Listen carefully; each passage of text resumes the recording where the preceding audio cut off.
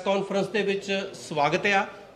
ਇਸ press conference ਨੂੰ address ਕਰਨ ਵਾਸਤੇ ਸਾਡੇ ਪੰਜਾਬ ਦੇ ਜਨਰਲ ਸਕੱਤਰ ਤੇ ਮੰਡੀ ਬੋਰਡ ਦੇ ਚੇਅਰਮੈਨ ਹਰਚੰਦ ਬਰਸਟ ਜੀ ਉਹ ਮੇਰੇ ਖੱਬੇ ਪਾਸੇ ਹੈਗੇ ਆ, ਉਹਨਾਂ ਦੇ ਨਾਲ ਡਾਕਟਰ ਸੰਨੀ ਆਲੂਵਾਲੀਆ ਜੀ ਤੇ ਮੇਰੇ ਸੱਜੇ ਪਾਸੇ ਸ਼ਮਿੰਦਰ ਖਿੰਡਾ ਜੀ ਅੱਜ ਦੀ ਇਸ ਪ੍ਰੈਸ ਕਾਨਫਰੰਸ ਦੇ ਵਿੱਚ ਹਾਜ਼ਰ ਨੇ।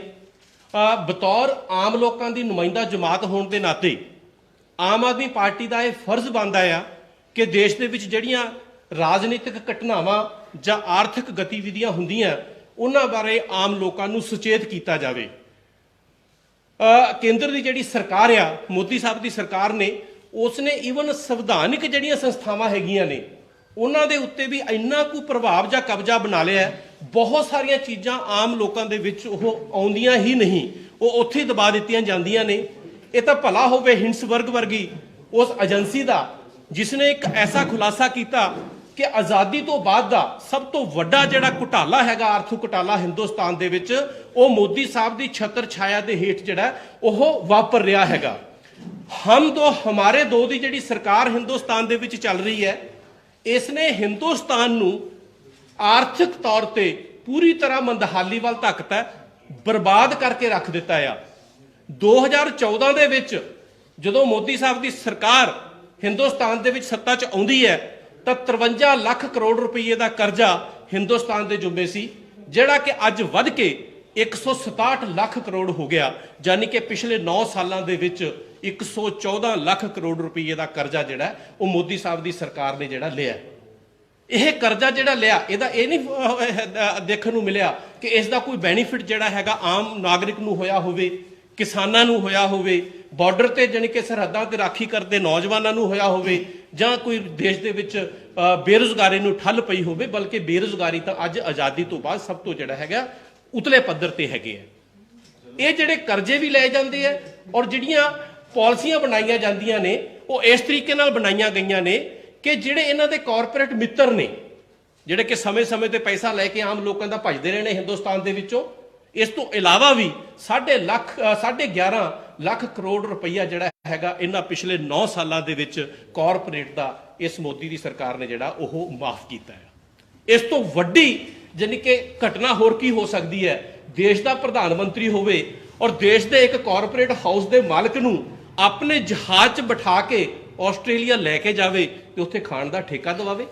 ਇਸ ਤੋਂ ਵੱਡਾ ਹੋਰ ਸਬੂਤ ਕੀ ਹੈਗਾ ਕਿ ਇਹ ਸਰਕਾਰ ਕਿਹਨਾਂ ਨੂੰ ਪਾਲ ਰਹੀ ਹੈ ਔਰ ਕਿਸ ਤਰੀਕੇ ਨਾਲ ਹਿੰਦੁਸਤਾਨ ਨੂੰ ਨੁਕਸਾਨ ਪਹੁੰਚਾ ਰਹੀ ਹੈ। ਇਹੀ ਕਾਰਨ ਹੈ ਕਿ ਅਡਾਨੀ, ਜਿਹਦੇ ਬਾਰੇ ਪੂਰੀ ਡਿਟੇਲ ਬਰਸਟ ਸਾਹਿਬ ਤੁਹਾਨੂੰ ਦੇਣਗੇ, ਕਿ 2014 ਦੇ ਵਿੱਚ ਜਦੋਂ ਮੋਦੀ ਦੀ ਸਰਕਾਰ ਆਈ ਸੀ ਉਸ ਵਕਤ 609 ਰੈਂਕ ਸੀ ਉਸਦਾ ਵਰਲਡ ਦੇ ਵਿੱਚ ਅਮੀਰਾਂ ਦੀ ਸੂਚੀ ਦੇ ਵਿੱਚ। ਅੱਜ ਜਿਹੜਾ ਉਹ 3ਜੇ ਰੈਂਕ ਤੇ ਅਮੀਰਾਂ ਦੀ ਸੂਚੀ ਦੇ ਵਿੱਚ ਆ ਗਿਆ। ਤੇ ਐਸਾ ਕੀ ਉਸਦੇ ਕੋਲੇ ਗਿੱਦੜ ਸਿੰਘੀ ਹੈਗੀ ਹੈ ਕਿ ਉਸਨੇ ਹਿੰਦੁਸਤਾਨ ਦੀ ਜਨਤਾ ਤੇ ਆਰਥਿਕ ਤੌਰ ਤੇ ਬਦਹਾਲ ਹੋ ਰਹੀ ਹੈ, ਮੰਦੇ ਹਾਲਾਤ ਹੋ ਰਹੇ ਨੇ, ਹਿੰਦੁਸਤਾਨ ਕਰਜ਼ੇ 'ਚ ਡੁੱਬ ਰਿਹਾ, ਹਿੰਦੁਸਤਾਨ ਬਰਬਾਦ ਹੋ ਰਿਹਾ, ਪਰ ਇਹਨਾਂ ਦੇ ਮਿੱਤਰ ਜਿਹੜੇ ਉਹ ਲਗਾਤਾਰ ਵਰਲਡ ਦੇ ਵਿੱਚ ਵੱਡੀਆਂ ਪਲਾਗਾਂ ਪੁੱਟ ਰਹੇ ਨੇ। ਕੋਈ ਨਾ ਕੋਈ ਇਹਦੇ ਪਿੱਛੇ ਜਿਹੜਾ ਹੈਗਾ ਉਹ ਕਾਰਨ ਸਾਰਿਆਂ ਦੇ ਸਾਹਮਣੇ ਹੈਗਾ। ਔਰ ਸਾਰਿਆਂ ਤੋਂ ਵੱਡੀ ਗੱਲ ਮੈਂ ਲਾਸਟ ਗੱਲ ਕਹਿਣੀ ਚਾਹਾਂਗਾ ਕਿ 120 ਬਿਲੀਅਨ ਡਾਲਰ ਦੀ ਜਿਹੜੀ ਪ੍ਰਾਪਰਟੀ ਅਡਾਨੀ ਦੀ ਮਤਲਬ ਕਾਊਂਟ ਕੀਤੀ ਗਈ ਸੀ, ਉਹਨੂੰ 3ਜੇ ਨੰਬਰ ਤੇ ਆਇਆ, ਉਹਦੇ ਵਿੱਚੋਂ 100 ਬਿਲੀਅਨ ਡਾਲਰ ਉਹ ਹੈ ਜਿਹੜਾ ਸਿਰਫ ਪਿਛਲੇ 3 ਸਾਲਾਂ ਦੇ ਵਿੱਚ ਵਧਿਆ ਹੈਗਾ। ਤੇ ਤੁਸੀਂ ਆਪ ਅੰਦਾਜ਼ਾ ਲਾ ਸਕਦੇ ਹੋ ਕਿ ਹਿੰਦੁਸਤਾਨ ਨੂੰ ਆਰਥਿਕ ਪੱਧਰ ਤੇ ਖੋਖਲਾ ਕਿਵੇਂ ਕੀਤਾ ਜਾ ਰਿਹਾ। ਤੇ ਮੈਂ ਬੇਨਤੀ ਕਰਾਂਗਾ ਬਰਸਟ ਸਾਹਿਬ ਨੂੰ ਕਿ ਤੁਹਾਨੂੰ ਅੱਜ ਦੇ ਪ੍ਰੋਗਰਾਮ ਬਾਰੇ ਵੀ ਦੱਸਣ ਔਰ ਅੱਜ ਦੀ ਜਿਹੜੀ ਪ੍ਰੈਸ ਕਾਨਫਰੰਸ ਦੇ ਵਿੱਚ ਕੁਝ ਜਿਹੜੇ ਉਹਨਾਂ ਨੇ ਖੁਲਾਸੇ ਕਰਨੇ ਉਹ ਵੀ ਤੁਹਾਡੇ ਨਾਲ ਸਾਂਝੇ ਕਰਨ। ਧੰਨਵਾਦ ਗਰਗ ਸਾਹਿਬ। ਮੇਰੇ ਨਾਲ ਸਾਡੇ ਬਹੁਤ ਹੀ ਸਤਿਕਾਰਯੋਗ ਡਾਕਟਰ ਸੰਨੀ ਆਲੂਵਾਲੀਆ ਜੀ, ਜਿਹੜੇ ਚੇਅਰਮੈਨ ਨੇ sewerage and water supply board ਦੇ, ਸ਼ਮਿੰਦਰ ਖਿੰਡਾ ਜੀ ਜਿਹੜੇ ਸੈਕਟਰੀ ਵੀ ਨੇ ਸਾਡੇ ਚੇਅਰਮੈਨ ਨੇ, ਵੀ ਨੀਲ ਗਰਗ ਜੀ ਵੀ ਸਾਡੇ ਇੰਡਸਟਰੀ ਦੇ ਚੇਅਰਮੈਨ ਨੇ। ਮੈਂ ਤੁਹਾਡਾ ਸਾਰੇ ਮੀਡੀਆ ਵਾਲੇ ਭਰਾਵਾਂ ਦਾ ਧੰਨਵਾਦ ਕਰਦਾ, ਕਿਉਂਕਿ ਗਰਗ ਸਾਹਿਬ ਨੇ ਕਾਫੀ ਵਿਸਥਾਰ ਦੇ ਵਿੱਚ ਦੱਸਿਆ ਕਿ ਪਿਛਲੇ 2014 ਤੋਂ ਜਦੋਂ ਤੋਂ ਮੋਦੀ ਸਾਹਿਬ ਸੱਤਾ ਦੇ ਵਿੱਚ ਆਏ ਨੇ, ਉਹਨਾਂ ਨੇ ਕਿਸ ਢੰਗ ਦੇ ਨਾਲ ਆਪਣੇ ਕਾਰਪੋਰੇਟ ਮਿੱਤਰਾਂ ਨੂੰ ਪਾਲਣ ਵਾਸਤੇ ਸਾਰੇ ਕਾਨੂੰਨ, ਸਾਰੇ ਸੰਸਥਾਵਾਂ ਦਾ ਤੇ ਲਾ ਕੇ ਸਿਰਫ ਉਹਨਾਂ ਨੂੰ ਮਦਦ ਕੀਤੀ ਹੈ। ਮੋਦੀ ਜੀ ਜਦੋਂ ਸੱਤਾ 'ਚ ਨਹੀਂ ਆਏ ਸੀ ਉਦੋਂ ਗੱਲ ਕਰਦੇ ਸੀ ਕਿ ਮੈਂ ਹਰ ਸਾਲ 2 ਕਰੋੜ ਨੌਕਰੀਆਂ ਦਾ ਪ੍ਰਬੰਧ ਕਰੂੰਗਾ, ਕਾਲਾ ਧਨ ਵਿਦੇਸ਼ਾਂ 'ਚੋਂ ਵਾਪਸ ਲਿਆਉਂਗਾ। ਤੁਹਾਡੇ ਯਾਦ ਹੋਊ ਇਹ ਵੀ ਕਿਹਾ ਸੀ ਕਿ ਸਾਰਿਆਂ ਦੇ ਖਾਤਿਆਂ 'ਚ 15-15 ਲੱਖ ਰੁਪਈਆ ਪਵਾ ਦਾਂਗੇ। ਪਰੰਤੂ ਜਦੋਂ 2014 ਦੇ ਵਿੱਚ ਮੋਦੀ ਜੀ ਸੱਤਾ 'ਚ ਆਏ, ਉਸ ਤੋਂ ਬਾਅਦ ਉਹਨਾਂ ਦਾ ਇੱਕੋ ਹੀ ਕੰਮ ਰਿਹਾ ਕਿ ਉਹਨਾਂ ਨੇ ਨੰਬਰ 1 ਤੇ ਅਡਾਨੀ ਅਦਾਰੇ ਨੂੰ ਉੱਪਰ ਚੱਕਿਆ, ਨੰਬਰ 2 ਤੇ ਅੰਬਾਨੀਆਂ ਨੂੰ ਉੱਪਰ ਚੱਕਿਆ। ਅੱਜ ਦੇ ਜਿਹੜਾ ਸੰਦਰਭ ਆ ਉਹਦੇ ਵਿੱਚ ਅਸੀਂ ਅਡਾਨੀ ਸਾਹਿਬ ਬਾਰੇ ਗੱਲ ਕਰਾਂਗੇ, ਜਿਹੜੇ 2014 ਦੇ ਵਿੱਚ 37,000 ਕਰੋੜ ਦੀ ਦੌਲਤ ਦੇ ਮਾਲਕ ਸੀਗੇ ਔਰ ਉਹਨਾਂ ਦਾ ਵਰਲਡ ਦੇ ਵਿੱਚ ਜਿਹੜਾ ਅਮੀਰਾਂ ਦੀ ਸੂਚੀ 'ਚ 609ਵਾਂ ਨੰਬਰ ਸੀ। ਉਸ ਤੋਂ ਬਾਅਦ 2018 'ਚ ਉਹਨਾਂ ਦੀ ਪ੍ਰਾਪਰਟੀ 59,000 ਕਰੋੜ ਹੋ ਗਈ, 59,000 ਕਰੋੜ, ਔਰ 2020 ਦੇ ਵਿੱਚ ਉਹੀ ਪ੍ਰਾਪਰਟੀ 2.5 ਲੱਖ ਕਰੋੜ ਦੀ ਹੋ ਗਈ, ਔਰ 2022 ਦੇ ਵਿੱਚ 13 ਲੱਖ ਕਰੋੜ ਦੀ ਉਹੀ ਪ੍ਰਾਪਰਟੀ ਹੋ ਗਈ। ਔਰ ਜਿੰਨੇ ਸਾਡੇ ਪਬਲਿਕ ਸੈਕਟਰ ਦੇ ਅਦਾਰੇ ਸੀਗੇ, ਜਿਸ ਤਰ੍ਹਾਂ ਜੀਓ ਨੂੰ ਬੈਨੀਫਿਟ ਦੇਣ ਵਾਸਤੇ ਪਹਿਲੀਆਂ ਸਰਕਾਰਾਂ ਨੇ BSNL ਤੇ ਹੋਰ ਸਾਰੀਆਂ ਪਬਲਿਕ ਸੈਕਟਰ ਦੇ ਅਦਾਰਿਆਂ ਨੂੰ ਖਤਮ ਕੀਤਾ ਹੈ, ਉਸੇ ਤਰ੍ਹਾਂ ਮੋਦੀ ਸਾਹਿਬ ਨੇ ਅਡਾਨੀ ਨੂੰ ਫਾਇਦੇ ਦੇਣ ਵਾਸਤੇ ਜਿਹੜੇ ਮੇਨ ਸਾਡੇ ਪਬਲਿਕ ਸੈਕਟਰ ਦੇ ਅਦਾਰੇ ਸੀ ਉਹਨਾਂ ਦੇ ਉੱਤੇ ਅਡਾਨੀਆਂ ਦਾ ਕਬਜ਼ਾ ਕਰਾਇਆ, ਜਿਹਦੇ ਵਿੱਚ ਕੋਇਲਾ, ਗੈਸ, ਬਿਜਲੀ, ਪਾਣੀ, ਸੜਕ, ਸੀਮੈਂਟ, ਸਟੀਲ, 에ਅਰਪੋਰਟ, ਸੀਪੋਰਟ ਔਰ ਰੇਲਵੇ ਸਟੇਸ਼ਨ ਤੱਕ ਇਹਨਾਂ ਨੇ ਖਰੀਦੇ ਨੇ ਔਰ ਬੜੇ ਸਸਤੇ ਰੇਟਾਂ ਤੇ ਇਹਨਾਂ ਨੂੰ ਠੇਕੇ ਦਿੱਤੇ ਗਏ ਨੇ। ਔਰ ਮੈਂ ਸਮਝਦਾ ਇਹ ਸਾਡੇ ਹਿੰਦੁਸਤਾਨ ਦੇ ਲੋਕਾਂ ਦੇ ਨਾਲ ਇੱਕ ਬਹੁਤ ਵੱਡੀ ਲੁੱਟ ਹੈ, ਕਿਉਂਕਿ ਸਾਡਾ ਟੈਕਸ ਦਾ ਪੈਸਾ ਜਿਹੜਾ ਜਮ੍ਹਾਂ ਹੁੰਦਾ ਹੈ ਉਹ ਅਡਾਨੀ ਸਾਹਿਬ ਦੀ ਮਦਦ ਕਰਨ ਵਾਸਤੇ ਬੜੇ ਗੈਰ ਕਾਨੂੰਨੀ ਤਰੀਕੇ ਨਾਲ ਮੋਦੀ ਸਾਹਿਬ ਨੇ ਉਹਨਾਂ ਨੂੰ ਕਰਜ਼ੇ ਦੇ ਰੂਪ ਦੇ ਵਿੱਚ ਦਿੱਤਾ ਹੈ। ਜਿਸ ਤਰ੍ਹਾਂ ਇਹਨਾਂ ਨੇ SBI ਤੋਂ ਤਕਰੀਬਨ ਇਹਨਾਂ ਨੂੰ ਕਾਫੀ ਸਾਰਾ ਕਰਜ਼ਾ ਮੋਦੀ ਸਾਹਿਬ ਨੇ ਦਵਾਇਆ, LIC ਤੋਂ ਇਹਨਾਂ ਨੂੰ ਕਰਜ਼ਾ ਦਵਾਇਆ, ਕਿਉਂਕਿ ਜਿਹੜਾ LIC ਦਾ ਕਰਜ਼ਾ ਸੀਗਾ ਉਹ 36,000 ਕਰੋੜ ਰੁਪਈਆ ਦਵਾਇਆ ਗਿਆ, SBI ਤੋਂ 80,000 ਕਰੋੜ ਰੁਪਈਆ ਬਣਾਇਆ ਗਿਆ। ਇਹਨਾਂ ਨੂੰ ਕਰਜ਼ੇ ਦੇ ਰੂਪ 'ਚ ਬੜਾ ਦਬਾਅ ਪਾ ਕੇ ਬੈਂਕਾਂ ਦੇ ਉੱਤੇ ਮੋਦੀ ਸਾਹਿਬ ਨੇ ਕਰਜ਼ਾ ਦਵਾਇਆ ਔਰ ਇੱਥੇ ਹੀ ਬਸ ਨਹੀਂ, ਕੱਲੇ ਹਿੰਦੁਸਤਾਨ ਦੇ ਅਦਾਰਿਆਂ ਤੇ ਕਬਜ਼ਾ ਨਹੀਂ ਕਰਾਇਆ, ਬਾਹਰਲੇ ਮੁਲਕਾਂ ਦੇ ਵਿੱਚ ਚਾਹੇ ਬੰਗਲਾਦੇਸ਼ ਹੈ ਚਾਹੇ ਸ਼੍ਰੀਲੰਕਾ ਹੈ, ਤੁਸੀਂ ਅਖਬਾਰਾਂ 'ਚ ਪੜ੍ਹਿਆ ਹੋਣਾ, ਸ਼੍ਰੀਲੰਕਾ ਦੇ ਪ੍ਰਾਈਮ ਮਿਨਿਸਟਰ ਨੂੰ ਮੋਦੀ ਸਾਹਿਬ ਨੇ ਫੋਨ ਕੀਤਾ ਕਿ ਬਿਜਲੀ ਦਾ ਠੇਕਾ ਅਡਾਨੀ ਜੀ ਨੂੰ ਦਿੱਤਾ ਜਾਵੇ। ਉੱਥੋਂ ਦੇ ਬਿਜਲੀ ਮੰਤਰੀ ਨੇ ਪ੍ਰੈਸ ਕਾਨਫਰੰਸ ਦੇ ਵਿੱਚ ਕਿਹਾ ਕਿ ਮੋਦੀ ਜੀ ਦਾ ਫੋਨ ਆਇਆ ਕਿ ਇਹਨਾਂ ਨੂੰ ਠੇਕਾ ਦਿੱਤਾ ਜਾਵੇ। ਕੀ ਮੋਦੀ ਜੀ ਅਡਾਨੀ ਦੇ CEO ਨੇ ਜਾਂ ਹਿੰਦੁਸਤਾਨ ਦੇ ਪ੍ਰਧਾਨ ਮੰਤਰੀ ਨੇ? ਇਹ ਸਾਡੇ ਵਾਸਤੇ ਠੀਕ ਹੈ, ਤੁਸੀਂ ਕੋਈ ਪਬਲਿਕ ਸੈਕਟਰ ਦਾ ਅਦਾਰਾ ਉਹਦੇ ਵਾਸਤੇ ਕੰਮ ਕਰਨਾ ਚਾਹੁੰਦੇ ਹੋ ਕਰੋ, ਪਰੰਤੂ ਇਹ ਕੀ ਹੋਇਆ ਕਿ ਤੁਸੀਂ ਇੱਕ ਅਡਾਨੀ ਨੂੰ ਉੱਚਾ ਚੱਕਣ ਵਾਸਤੇ ਸਾਰੇ ਦੇਸ਼ ਦੀ ਜਿਹੜੀ ਜੋ ਮਰਿਆਦਾ ਹੈ, ਪ੍ਰਧਾਨ ਮੰਤਰੀ ਦਾ ਜੋ ਸਟੇਚਰ ਹੈ, ਤੁਸੀਂ ਉਹ ਵੀ ਦਾਅ ਤੇ ਲਾ ਰਹੇ ਹੋ। ਔਰ ਉਹ ਸਿਰਫ ਤੇ ਸਿਰਫ ਆਪਣੇ ਸਾਥੀਆਂ ਨੂੰ ਉੱਚਾ ਚੁੱਕਣ ਵਾਸਤੇ ਤੁਸੀਂ ਇਹ ਵੀ ਨਹੀਂ ਸੋਚਦੇ ਕਿ ਹਿੰਦੁਸਤਾਨ ਦੇ 140 ਕਰੋੜ ਜਿਹੜੇ ਲੋਕ ਨੇ ਉਹ ਕੀ ਸੋਚਦੇ ਹੋਣੇ ਤੁਹਾਡੇ ਬਾਰੇ, ਔਰ ਦੁਨੀਆ ਦੇ ਲੋਕ ਕੀ ਸੋਚਦੇ ਹੋਣੇ, ਔਰ ਕਿਸ ਤਰ੍ਹਾਂ ਦੀਆਂ ਵਾਹੀਹਾਤ ਗੱਲਾਂ ਕਰਕੇ ਹਿੰਦੁਸਤਾਨ ਜਿਹੜਾ ਦੁਨੀਆ ਦਾ ਐਡਾ ਵੱਡਾ ਲੋਕ ਰਾਜ ਮੁਲਕ ਹੈ, ਉਸ ਦੀ ਜਿਹੜੀ ਸ਼ਾਨ ਹੈ ਉਹਨੂੰ ਮੋਦੀ ਸਾਹਿਬ ਨੇ ਥੱਲੇ ਲਿਆਂਦਾ ਹੈ।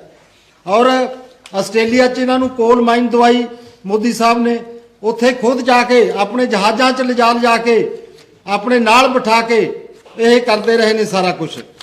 ਔਰ ਮੋਦੀ ਸਾਹਿਬ ਨੇ 2.5 ਲੱਖ ਕਰੋੜ ਦੀ ਜਦੋਂ ਇਹਨਾਂ ਨੂੰ ਘਾਟਾ ਪਿਆ, ਛੋਟੀ ਰਕਮ ਨਹੀਂ, ਪਿਛਲੇ ਸਾਲਾਂ 'ਚ 2.5 ਲੱਖ ਕਰੋੜ ਰੁਪਈਆ ਇਹਨਾਂ ਦਾ ਕਰਜ਼ਾ ਮਾਫ ਕਰਤਾ ਭਾਰਤ ਦੀ ਸਰਕਾਰ ਵੱਲੋਂ। ਕਿੱਡੀ ਵੱਡੀ ਗੱਲ ਹੈ। ਇੱਥੇ ਸਾਡੇ ਕਿਸਾਨ ਭਰਾਵਾਂ ਦਾ, ਪੰਜਾਬ ਦੇ ਪੂਰੇ ਕਿਸਾਨ ਭਰਾਵਾਂ ਦਾ 96,000 ਕਰੋੜ ਹੈ। ਸਾਰੇ ਕਿਸਾਨ ਸੁਸਾਈਡ ਕਰਦੇ ਨੇ, ਸਾਲ ਤੋਂ ਉੱਪਰ ਧਰਨੇ ਦੇ ਕੇ ਆ ਗਏ, ਅੱਜ ਵੀ ਪਰੇਸ਼ਾਨੀ ਦੀ ਹਾਲਤ 'ਚ ਨੇ, ਉਹਨਾਂ ਦਾ ਪੈਸਾ ਮਾਫ ਨਹੀਂ ਕਰਦੇ। ਸਿਰਫ ਇੱਕ ਅਡਾਨੀ ਦਾ 2.5 ਲੱਖ ਕਰੋੜ ਰੁਪਈਆ ਇਹਨਾਂ ਨੇ ਮਾਫ ਕੀਤਾ ਹੈ। ਔਰ ਇਹਨਾਂ ਨੇ ਇੱਕ ਸਿਸਟਮ ਬਣਾਇਆ ਹੈ ਜਿਹਦਾ ਖੁਲਾਸਾ ਹੁਣ ਤੁਹਾਡੇ ਸਾਹਮਣੇ ਹਿੰਡਨਬਰਗ ਰਿਪੋਰਟ ਦੇ ਵਿੱਚ ਆਇਆ ਕਿ ਕਿਸ ਤਰ੍ਹਾਂ ਜਾਲੀ ਕੰਪਨੀਆਂ ਬਣਾ ਕੇ ਉਹਨਾਂ ਦੇ ਨਾਂ ਦੇ ਉੱਤੇ ਤੁਸੀਂ ਫਰਾਡ ਕਰ ਰਹੇ ਹੋ, ਉਹਨਾਂ ਦੇ ਰਾਹੀਂ ਇਨਵੈਸਟਮੈਂਟ ਕਰਕੇ ਆਪਣੇ ਪੈਸੇ, ਆਪਣਾ ਜਿਹੜਾ ਅੰਕੜਿਆਂ ਦੀ ਖੇਡ ਕਰਕੇ ਤੁਸੀਂ ਆਪਣੀ ਰਕਮ ਨੂੰ ਵੱਡਾ ਦਿਖਾ ਕੇ ਹੋਰ ਬੈਂਕਾਂ ਤੋਂ ਕਰਜ਼ੇ ਲੈ ਰਹੇ ਹੋ। ਇਹਦੇ ਨਾਲ ਕੀ ਹੋਇਆ? ਇਹਦੇ ਨਾਲ ਅੱਜ LIC ਖਤਰੇ 'ਚ ਹੈ, ਸਟੇਟ ਬੈਂਕ ਆਫ ਇੰਡੀਆ ਖਤਰੇ 'ਚ ਹੈ ਔਰ ਸਾਰਾ ਹਿੰਦੁਸਤਾਨ। ਜਿਹੜੇ LIC ਦੇ ਵਿੱਚ ਪੈਸੇ ਲੱਗੇ ਨੇ, ਤੁਹਾਡੇ ਯਾਦ ਹੋਊਗਾ LIC ਦਾ ਨਾਰਾ ਸੀਗਾ ਕਿ ਜੀਵਨ ਦੇ ਨਾਲ ਵੀ ਮਰਨ ਦੇ ਬਾਅਦ ਵੀ ਤੁਹਾਡੇ ਨਾਲ ਹੈ LIC। ਅੱਜ ਉਹ ਲੋਕ ਜਿਨ੍ਹਾਂ ਨੇ LIC 'ਚ ਆਮ ਵਰਕਰ ਨੇ, ਆਮ ਸਧਾਰਨ ਪਰਿਵਾਰ ਨੇ, ਜਿਹੜੇ ਆਪਣੇ ਬੱਚਿਆਂ ਦਾ, ਆਪਣੇ ਭਵਿੱਖ ਦਾ ਇਹ ਸੋਚ ਕੇ ਕਿ ਸੁਰੱਖਿਅਤ ਰਹੇ ਉਹ ਪੈਸਾ LIC ਚ ਲਾਉਂਦੇ ਨੇ, ਪਰੰਤੂ ਅੱਜ ਉਹ ਹਨੇਰੇ ਦੇ ਵਿੱਚ ਨਜ਼ਰ ਆ ਰਿਹਾ ਹੈ, ਕਿਉਂਕਿ ਜਿਹੜਾ ਸਾਰਾ ਪੈਸਾ ਮੋਦੀ ਜੀ ਨੇ ਦਬਾਅ ਪਾ ਕੇ ਅਡਾਨੀਆਂ ਨੂੰ ਦਵਾਤਾ। ਔਰ ਅਡਾਨੀ ਜਿਸ ਤਰ੍ਹਾਂ ਬਾਕੀ ਹਜ਼ਾਰਾਂ ਕਰੋੜ ਰੁਪਈਆ ਲੈ ਕੇ ਸਾਡੇ ਮੁਲਕ ਦੇ ਵਿੱਚੋਂ ਲੋਕ ਗਏ ਨੇ, ਅਡਾਨੀ ਜੀ ਨੇ ਕਾਲਾ ਧਨ ਤਾਂ ਕੀ ਲਿਆਉਣਾ ਸੀ, ਜਿਹੜੇ ਇਹਨਾਂ ਦੇ ਸਾਥੀ ਦੌੜੇ ਨੇ ਉਹ ਵੀ ਵਾਪਸ ਨਹੀਂ ਲਿਆਂਦੇ, ਨੀਰਵ ਮੋਦੀ ਵਰਗੇ, ਮਾਲੀਆ ਵਰਗੇ। ਔਰ ਅੱਜ ਹਿੰਡਨਬਰਗ ਰਿਪੋਰਟ ਨੇ ਇਹ ਬਿਲਕੁਲ ਸਪਸ਼ਟ ਕਰਤਾ ਕਿ ਅਡਾਨੀ ਸਾਹਿਬ ਸਿਰਫ ਅੰਕੜਿਆਂ ਦੀ ਖੇਡ ਖੇਡ ਕੇ, ਜਾਲੀ ਕੰਪਨੀਆਂ ਬਣਾ ਕੇ, ਉਹਨਾਂ ਦੇ ਵਿੱਚ ਵੱਧ ਮੁਨਾਫੇ ਦਿਖਾ ਕੇ, ਆਪਣੇ ਸ਼ੇਅਰਾਂ ਦੀ ਕੀਮਤ ਵੱਧ ਦਿਖਾ ਕੇ ਹੋਰ ਕੰਪਨੀਆਂ ਤੋਂ ਹੋਰ ਪਾਸਿਓਂ ਲੋਨ ਲੈ ਕੇ ਆਪਣਾ ਕਾਰੋਬਾਰ ਵੱਡਾ ਕਰ ਰਹੇ ਨੇ। ਜਿਸ ਤਰ੍ਹਾਂ ਨੀਲ ਜੀ ਨੇ ਦੱਸਿਆ ਕਿ 2023 ਚ ਇਹ ਦੁਨੀਆ ਦੇ ਤੀਜੇ ਨੰਬਰ ਦੇ ਉੱਤੇ ਅਮੀਰਾਂ ਦੀ ਸੂਚੀ ਚ ਆ ਗਏ। 13 ਲੱਖ ਕਰੋੜ ਰੁਪਏ ਦੀ ਜਿਹੜੀ ਪੂੰਜੀ ਹੋਣਾ, ਇਹ ਆਪਣੇ ਆਪ ਚ ਬਹੁਤ ਵੱਡੀ ਗੱਲ ਹੈ। ਮੈਂ ਸਮਝਦਾ ਕਿ ਆਪਾਂ ਲੋਕ ਸੋਚ ਵੀ ਨਹੀਂ ਸਕਦੇ ਕਿ 13 ਲੱਖ ਕਰੋੜ ਰੁਪਏ ਦਾ ਕੋਈ 2 ਸਾਲਾਂ ਚ ਬੰਦਾ ਪੈਸਾ ਕਮਾ ਸਕਦਾ ਹੈ। ਔਰ ਜਿਸ ਤਰ੍ਹਾਂ ਹਿੰਦੁਸਤਾਨ ਦੀ ਇਕਨੋਮੀ ਬਰਬਾਦ ਕਰਨ ਵਾਸਤੇ ਲੱਖਾਂ ਕਰੋੜ ਦਾ ਕਰਜ਼ਾਈ ਹਿੰਦੁਸਤਾਨ ਨੂੰ ਕਰਤਾ। ਜਿਹੜੇ ਸਾਡੇ ਮੇਨ ਰਿਸੋਰਸਸ ਨੇ ਜਿਨ੍ਹਾਂ ਦੇ ਨਾਲ ਸਾਡੀ ਇਕਨੋਮੀ ਡਿਵੈਲਪ ਹੋਣੀ ਹੈ, ਉਹਨਾਂ ਵੱਲ ਕੋਈ ਧਿਆਨ ਨਹੀਂ ਹੈਗਾ। ਅੱਜ ਮੋਦੀ ਜੀ ਸਾਰਾ ਕੁਝ ਠੇਕੇ ਤੇ ਦੇਈ ਜਾ ਰਹੇ ਨੇ, ਉਹ ਵੀ ਇੱਕੋ ਅਦਾਰਾ, ਅਡਾਨੀ ਅਦਾਰਾ ਜਾਂ ਅਬਾਨੀ ਅਦਾਰਾ। ਅਸੀਂ ਇਸ ਚੀਜ਼ ਦਾ ਬਹੁਤ ਸਖਤ ਵਿਰੋਧ ਕਰਦੇ ਹਾਂ ਜੋ ਮੋਦੀ ਸਾਹਿਬ ਨੇ ਵੱਡੇ ਪੱਧਰ ਦੇ ਉੱਤੇ ਘਪਲੇ ਕਰਵਾਏ ਨੇ ਅਡਾਨੀਆਂ ਨਾਲ ਮਿਲ ਕੇ। ਸਾਡੀ ਪਾਰਟੀ ਆਮ ਆਦਮੀ ਪਾਰਟੀ ਅਰਵਿੰਦ ਕੇਜਰੀਵਾਲ ਸਾਹਿਬ ਦੀ ਅਗਵਾਈ ਦੇ ਵਿੱਚ, ਸਾਡੇ ਪੰਜਾਬ ਦੇ ਪ੍ਰਧਾਨ, ਪੰਜਾਬ ਦੇ ਮੁੱਖ ਮੰਤਰੀ ਸਰਦਾਰ ਭਗਵੰਤ ਸਿੰਘ ਮਾਨ ਜੀ ਦੀ ਅਗਵਾਈ ਦੇ ਵਿੱਚ ਇਹ ਸਾਰੀਆਂ ਚੀਜ਼ਾਂ ਦਾ ਅਸੀਂ ਵਿਰੋਧ ਕਰਦੇ ਹੋਏ ਅੱਜ ਪੂਰੇ ਹਿੰਦੁਸਤਾਨ ਦੇ ਵਿੱਚ ਸਟੇਟ ਪੱਧਰ ਤੇ ਅਸੀਂ ਰੋਸ ਦਿਖਾਵੇ ਕਰ ਰਹੇ ਹਾਂ। 11 ਤੋਂ 2 ਵਜੇ ਤੱਕ ਸਾਡਾ ਰੋਸ ਦਿਖਾਵਾ ਸ਼ੁਰੂ ਹੋ ਚੁੱਕਿਆ ਹੈ। ਬੀਜੇਪੀ ਦੇ ਦਫ਼ਤਰ ਦੇ ਸਾਹਮਣੇ ਅਸੀਂ ਰੋਸ ਵਿਖਾਵਾ ਕਰਨਾ ਹੈ ਔਰ ਇਹ ਸਾਰੇ ਹਿੰਦੁਸਤਾਨ ਦੇ ਵਿੱਚ ਅਸੀਂ ਕਰ ਰਹੇ ਹਾਂ ਤਾਂ ਕਿ ਹਿੰਦੁਸਤਾਨ ਦੇ ਜਨਤਾ ਨੂੰ ਦੱਸਿਆ ਜਾ ਸਕੇ ਕਿ ਅਡਾਨੀ ਔਰ ਮੋਦੀ ਇੱਕੋ ਹੀ ਚੀਜ਼ ਨੇ, ਕਿਸ ਤਰ੍ਹਾਂ ਇਹ ਰਲ ਕੇ ਹਿੰਦੁਸਤਾਨ ਨੂੰ ਬਰਬਾਦ ਕਰ ਰਹੇ ਨੇ, ਹਿੰਦੁਸਤਾਨ ਦੀ ਜਨਤਾ ਦਾ ਹੱਕ ਲੁੱਟ ਰਹੇ ਨੇ। ਜਿਹੜੀਆਂ ਵੀ ਹਿੰਦੁਸਤਾਨ ਦੀਆਂ ਏਜੰਸੀਆਂ ਨੇ, ਜਿਨ੍ਹਾਂ ਦੇ ਵਿੱਚ ਸੇਬੀ ਹੈ, CBI ਹੈ, ED ਹੈ, ਇਹਨਾਂ ਦਾ ਫਰਜ਼ ਬਣਦਾ ਹੈ ਕਿ ਉਹ ਸਹੀ ਮੌਕੇ ਤੇ, ਰਿਜ਼ਰਵ ਬੈਂਕ ਹੈ, ਉਹ ਸਹੀ ਮੌਕੇ ਦੇ ਉੱਤੇ ਸਹੀ ਗਾਈਡਲਾਈਨ ਦੇ ਕੇ ਇਸ ਘਪਲੇ ਨੂੰ ਰੋਕ ਦੇ। ਪਰੰਤੂ ਉਹ ਸਾਰੇ ਇਹਨਾਂ ਦੇ ਹੱਥ ਠੋਕੇ ਬਣੇ ਬੈਠੇ ਨੇ। ਅੱਜ ਜੇ ਪਾਰਲੀਮੈਂਟ ਦੇ ਵਿੱਚ ਇਸ ਚੀਜ਼ ਦਾ ਗੱਲ ਉੱਠੀ ਹੈ ਤਾਂ ਕੋਈ ਵੀ ਅਦਾਰਾ, ਕੋਈ ਵੀ ਮੀਡੀਆ ਚੈਨਲ, ਕੋਈ ਵੀ ਪ੍ਰਿੰਟ ਮੀਡੀਆ ਜਾਂ ਹੋਰ ਮੀਡੀਆ ਉਸ ਗੱਲ ਨੂੰ, ਜਿਹੜੀ ਐਡਾ ਵੱਡਾ ਘੁਟਾਲਾ ਹੈ, ਉਹਨੂੰ ਉਸ ਢੰਗ ਨਾਲ ਨਹੀਂ ਉਠਾ ਰਿਹਾ ਜਿਸ ਤਰ੍ਹਾਂ ਉਠਾਉਣਾ ਚਾਹੀਦਾ ਹੈ। ਔਰ ਸਾਡੇ ਹਿੰਦੁਸਤਾਨ ਦੇ ਲੋਕ ਹਰ ਗੱਲ ਨੂੰ ਦੇਖ ਰਹੇ ਨੇ।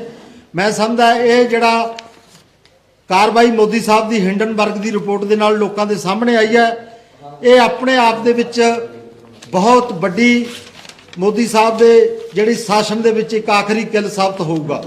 ਕਿਉਂਕਿ ਜੋ ਬੀਜੇਪੀ ਦਾ ਏਜੰਡਾ ਹੈ, ਜਿਸ ਤਰ੍ਹਾਂ ਉਹ ਖਰੀਦੋ ਫਰੋਖਤ ਕਰਕੇ MLA ਖਰੀਦ ਕੇ ਸਰਕਾਰਾਂ ਬਣਾ ਲੈਂਦੇ ਨੇ, ਜਾਂ ਬਾਕੀ ਜਿਹੜੀਆਂ ਜਾਂਚਾਂ ਹੁੰਦੀਆਂ ਨੇ ਉਹਨੂੰ ਦਬਾ ਲੈਂਦੇ ਨੇ, ਇੱਥੋਂ ਤੱਕ ਕਿ ਜਿਹੜੀਆਂ ਸਾਡੀਆਂ ਸੰਸਥਾਵਾਂ ਨੇ, ਜਿਹੜੀਆਂ ਸੰਸਥਾਵਾਂ ਸਾਡੇ ਲੋਕ ਰਾਜ ਦੀ ਸ਼ਾਨ ਨੇ, ਚਾਹੇ ਉਹ ਜੁਡੀਸ਼ਰੀ ਹੈ, ਚਾਹੇ ਕੋਈ ਹੋਰ RTI ਐਕਟ ਵਗੈਰਾ ਹੈ, ਜਾਂ ਕੋਈ ਮੀਡੀਆ ਖਾਸ ਤੌਰ ਤੇ, ਉਹ ਸਾਰਿਆਂ ਨੂੰ ਦਬਾ ਕੇ ਮੋਦੀ ਸਾਹਿਬ ਨੇ ਆਪਣੇ ਸਾਥੀਆਂ ਨੂੰ ਉੱਚਾ ਚੱਕਣ ਦੀ ਕੋਸ਼ਿਸ਼ ਕੀਤੀ ਹੈ। ਮੈਂ ਸਮਝਦਾ ਹਿੰਦੁਸਤਾਨ ਵਾਸਤੇ ਕਾਲਾ ਦੌਰ ਸ਼ੁਰੂ ਹੋ ਚੁੱਕਿਆ ਹੈ, ਕਿਉਂਕਿ ਜਿੰਨਾ ਕਰਜ਼ਾ ਅੱਜ ਹਿੰਦੁਸਤਾਨ ਦੇ ਸਿਰ ਮੋਦੀ ਸਾਹਿਬ ਨੇ ਚੜਾਤਾ, ਔਰ ਸਾਡੇ ਆਲੇ ਦਾਲੇ ਜਿਹੜੇ ਕਾਰੋਬਾਰ ਕਰਨ ਦੇ ਢੰਗ ਤਰੀਕੇ ਨੇ, ਉਹ ਕੋਈ ਭਾਰਤ ਸਰਕਾਰ ਪ੍ਰਤੀ ਜਾਂ ਭਾਰਤ ਦੇ ਲੋਕਾਂ ਪ੍ਰਤੀ ਹਿੱਤੂ ਨਹੀਂ ਹੈਗੇ, ਉਹ ਇੱਕ ਅਦਾਰੇ ਪ੍ਰਤੀ ਹਿੱਤੂ ਨੇ, ਜਿਹਦੇ ਵਿੱਚ ਅਡਾਨੀ ਤੇ ਅਬਾਨੀਆਂ ਦਾ ਨਾਮ ਬੋਲਦਾ ਹੈ।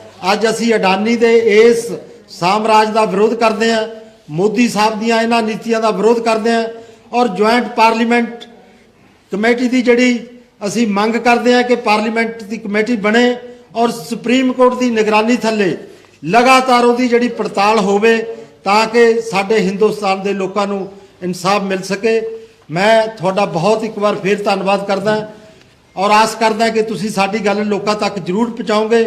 ਔਰ ਸਾਡਾ 11 ਤੋਂ 1 ਵਜੇ ਤੱਕ ਉੱਥੇ ਬੀਜੇਪੀ ਦੇ ਦਫ਼ਤਰ ਅੱਗੇ ਧਰਨਾ ਹੈ। ਹੁਣ ਆਪਾਂ ਸਾਰੇ ਉੱਥੇ ਜਾਵਾਂਗੇ। ਤੁਹਾਡਾ ਸਾਰਿਆਂ ਦਾ ਬਹੁਤ ਬਹੁਤ ਧੰਨਵਾਦ। ਕੋਈ ਕਿਸੇ ਦਾ ਸਵਾਲ ਹੈ ਤਾਂ ਪੁੱਛ ਸਕਦੇ। ਜਿਵੇਂ ਕਹਿ ਰਹੇ ਹੋ ਕਿ ਬਹੁਤ ਕਰਜ਼ਾਈ ਕੀਤਾ ਜਾ ਰਿਹਾ, ਪਰ ਲੋਕ ਵੀ ਸਵਾਲ ਕਰ ਰਹੇ ਨੇ ਕਿ ਪੰਜਾਬ ਸਰਕਾਰ ਵੀ ਕਾਫੀ ਕਰਜ਼ਾ ਲੈ ਕੇ, ਕਿਉਂਕਿ ਪਿਛਲੇ ਦਿਨਾਂ ਦੇ ਵਿੱਚ ਜੋ ਬਿਜਲੀ ਬੋਰਡ ਨੇ 500 ਕਰੋੜ ਦਾ ਜਿਹੜਾ ਕਰਜ਼ਾ ਲੈ ਕੇ ਲੋਨ ਲੈ ਕੇ ਤਨਖਾਹਾਂ ਦਿੱਤੀਆਂ ਉਸ ਨੂੰ ਕਿਵੇਂ ਦੇਖਦੇ ਹੋ? ਇਹ ਵੀ ਸਵਾਲ ਚੁੱਕਿਆ ਜਾ ਰਿਹਾ ਆਰਟੀ ਨਹੀਂ, ਬਿਲਕੁਲ ਤੁਹਾਡਾ ਜਿਹੜੇ ਖਰੀਦੇ ਲੈ ਕੇ ਜਾ ਰਹੇ ਨੇ ਗੁਜਰਾਤ ਦੇ ਵਿੱਚ ਕਾਫੀ ਪੈਸਾ ਲਗਾਇਆ ਆਮ ਆਦਮੀ ਪਾਰਟੀ ਨੇ।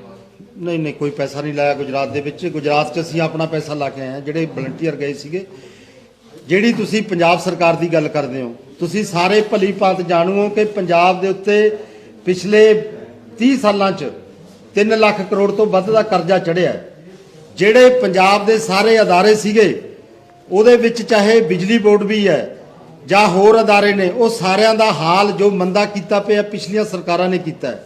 ਮਾਨ ਸਾਹਿਬ ਦੀ ਸਰਕਾਰ, ਆਮ ਆਦਮੀ ਦੀ ਸਰਕਾਰ ਬਣਨ ਤੋਂ ਬਾਅਦ ਜੋ ਲੋਕਾਂ ਨੂੰ ਸਹੂਲਤਾਂ ਦੇ ਕੇ ਸਿਸਟਮ ਨੂੰ ਸੁਧਾਰਨ ਦੀ ਕੋਸ਼ਿਸ਼ ਕੀਤੀ ਜਾ ਸਕਦੀ ਹੈ, ਮੈਂ ਸਮਝਦਾ ਪਿਛਲੇ 11 ਮਹੀਨਿਆਂ ਦੇ ਵਿੱਚ ਆਪਣੇ ਆਪ ਦੇ ਵਿੱਚ ਇੱਕ ਮਿਸਾਲ ਹੈ। ਕਹਿਣ ਨੂੰ ਤਾਂ ਵਿਰੋਧੀਆਂ ਕੋਲੇ ਕੋਈ ਸਵਾਲ ਨਹੀਂ ਹੈਗਾ, ਅਸੀਂ ਅੰਕੜਿਆਂ ਦੇ ਆਧਾਰ ਤੇ ਵੀ, ਅਸੀਂ ਗਰਾਊਂਡ ਰਿਐਲਿਟੀ ਤੇ ਜਾ ਕੇ ਵੀ ਹਰ ਗੱਲ ਦਾ ਜਵਾਬ ਦੇਣ ਨੂੰ ਤਿਆਰ ਹੈ। ਆਮ ਆਦਮੀ ਦੀ ਸਰਕਾਰ ਮਾਨ ਸਾਹਿਬ ਦੀ ਅਗਵਾਈ ਦੇ ਵਿੱਚ ਬਹੁਤ ਵਧੀਆ ਕੰਮ ਕਰ ਰਹੀ ਹੈ। ਜਿਹੜੇ ਸੁਧਾਰ ਹੋ ਰਹੇ ਨੇ, ਜਿਸ ਢੰਗ ਦੇ ਨਾਲ ਸਿਹਤ ਸੇਵਾਵਾਂ ਦੇ ਆਧਾਰ ਖੇਤਰ ਦੇ ਵਿੱਚ ਜਾਂ ਲੋਕਾਂ ਨੂੰ 300 ਯੂਨਿਟ ਬਿਜਲੀ ਹਰ ਮਹੀਨੇ ਫ੍ਰੀ ਦੇਣ ਦੇ ਖੇਤਰ 'ਚ ਅੱਜ ਕਿੰਨੇ ਲੋਕਾਂ ਨੂੰ ਸਹੂਲਤ ਮਿਲੀ ਹੈ ਇਸ ਚੀਜ਼ ਦੀ। ਔਰ ਵਿਦਿਆ ਖੇਤਰ ਦੇ ਵਿੱਚ ਕਿਵੇਂ ਸੁਧਾਰ ਹੋ ਰਹੇ ਨੇ, ਕਿਵੇਂ ਮੁਹੱਲਾ ਕਲੀਨਿਕ ਬਣ ਕੇ ਪਹਿਲਾਂ 100 ਬਣੇ ਸੀ, 500 ਹੋਰ ਬਣ ਗਏ, ਆਉਣ ਵਾਲੇ ਸਮੇਂ 'ਚ ਹੋਰ ਬਣਨਗੇ। ਜਿਹੜਾ ਤੁਸੀਂ ਬਿਜਲੀ ਬੋਰਡ ਦੀ ਗੱਲ ਕਰਦੇ ਹੋ, ਬਿਜਲੀ ਬੋਰਡ ਦਾ ਜਿਹੜਾ ਸਿਸਟਮ ਖਤਮ ਕਰਨ ਵਾਲਾ, ਬਿਜਲੀ ਬੋਰਡ ਦੇ ਜਿਹੜੀ ਇੰਜੀਨੀਅਰ ਨੇ, ਖਾਸ ਤੌਰ ਤੇ ਮੈਂ ਉਹਨਾਂ ਨੂੰ ਬਲੇਮ ਕਰਦਾ, ਜਿਹੜੇ ਇੰਜੀਨੀਅਰ ਨੇ ਉਹਨਾਂ ਨੇ ਕੋਈ ਪ੍ਰੋਪਰ ਕਦੇ ਪਲੈਨਿੰਗ ਹੀ ਨਹੀਂ ਬਣਾਈ ਬਿਜਲੀ ਬੋਰਡ ਨੂੰ ਡਿਵੈਲਪ ਕਰਨ ਵਾਸਤੇ। ਸਿਰਫ ਵਾਈਟ ਕਾਲਰ ਬਣ ਕੇ ਦਫ਼ਤਰਾਂ 'ਚ ਬੈਠੇ ਨੇ। ਫੀਲਡ ਦੇ ਵਿੱਚ ਜਾ ਕੇ ਕਿਸ ਤਰ੍ਹਾਂ ਤਾਰਾਂ ਲਮਕਦੀਆਂ ਨੇ, ਕਿਸ ਤਰ੍ਹਾਂ ਫੀਲਡ ਦੇ ਵਿੱਚ ਡਿਵੈਲਪਮੈਂਟ ਦੀ ਲੋੜ ਹੈ, ਕਿੰਨੇ ਇੰਜੀਨੀਅਰ ਧਿਆਨ ਦਿੰਦੇ ਨੇ, ਕਿਸੇ ਨੇ ਧਿਆਨ ਨਹੀਂ ਦਿੱਤਾ। ਸਿਰਫ ਆਪਣੀ ਰਾਜਨੀਤੀ ਕਰਨ ਵਾਸਤੇ ਇੱਕ ਬਿਆਨ ਦੇ ਕੇ ਸਮਝਦੇ ਨੇ ਕਿ ਅਸੀਂ ਬਹੁਤ ਕੰਮ ਕਰਤਾ। ਇਹ ਕੰਮ ਨਹੀਂ, ਪੰਜਾਬ ਦੇ ਲੋਕ ਕੰਮ ਭਾਲਦੇ ਨੇ ਕਿ ਸਾਨੂੰ ਸਹੀ ਬਿਜਲੀ ਮਿਲੇ, ਬਿਨਾਂ ਰੋਕ ਟੋਕ ਤੋਂ ਅਨਇੰਟਰਪਟਡ ਬਿਜਲੀ ਮਿਲੇ। ਉਹਦੇ ਵਾਸਤੇ ਸਾਡਾ ਸਿਸਟਮ ਅਪਗ੍ਰੇਡ ਕਰਨ ਦੀ ਲੋੜ ਹੈ ਔਰ ਆਮ ਆਦਮੀ ਪਾਰਟੀ ਇਹਦੇ ਵਾਸਤੇ ਲੱਗੀ ਹੋਈ ਹੈ। ਅਸੀਂ ਸਿਸਟਮ ਵੀ ਅਪਗ੍ਰੇਡ ਕਰਾਂਗੇ ਔਰ ਜਿਹੜੇ ਕਰਜ਼ੇ ਨੇ, ਬਿਲਕੁਲ ਠੀਕ ਹੈ, ਕੰਮ ਚਲਾਉਣਾ, ਜਿਹੜਾ ਸਿਸਟਮ ਹੀ ਇੰਨਾ ਵਿਗੜਿਆ ਪਿਆ, ਕੰਮ ਤਾਂ ਚਲਾਉਣਾ ਹੀ ਹੈ ਨਾ। ਜੇ ਆਪਾਂ ਕਹਿ ਦਈਏ ਵੀ ਸਿਸਟਮ ਨੂੰ ਡਿਮੋਲਿਸ਼ ਕਰ ਦਈਏ, ਨਹੀਂ, ਅਸੀਂ ਹੁਣ ਦਵਾਂਗੇ, ਅਸੀਂ ਅਪਗ੍ਰੇਡ ਕਰਾਂਗੇ। ਜਿੱਥੇ ਸਾਨੂੰ ਲੋੜ ਹੈ ਹੋਰ ਪੈਸਾ ਲਵਾਂਗੇ ਵੀ ਤੇ ਆਮਦਨ ਦੇ ਸੋਰਸ ਵੀ ਵਧਾਵਾਂਗੇ। ਇਹਦੇ 'ਚ ਨਾ ਇੱਕ ਐਡੀਸ਼ਨ ਹੈ, ਇੱਕ ਮਿੰਟ ਸਰ, ਇੱਕ ਮਿੰਟ, ਇਹ 'ਚ ਛੋਟੀ ਜਿਹੀ ਐਡੀਸ਼ਨ ਆ। ਕਰ ਲੈਣ।